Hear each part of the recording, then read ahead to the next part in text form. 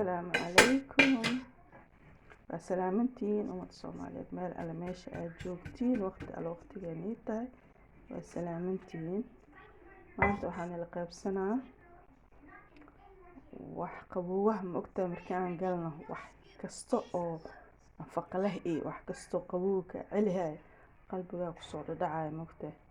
Marka maanta waxaan sameeyay hal dhahayo fufu ee u yaqaanay Afrikaanta soor camalna waa u karsadaan laakiin aniga waxaan u kariyay bocor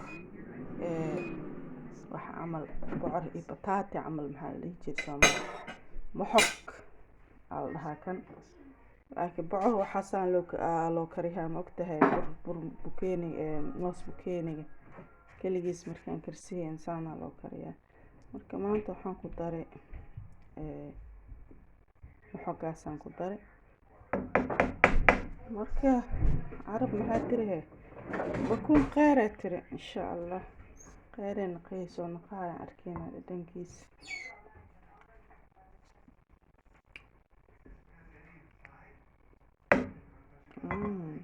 macaan laakiin waxaa ku jira hab sooda dhihin qumba dhihin loos dhihin wax ka maqan male macaanka waa yaabta sokor laakiin lagu darin.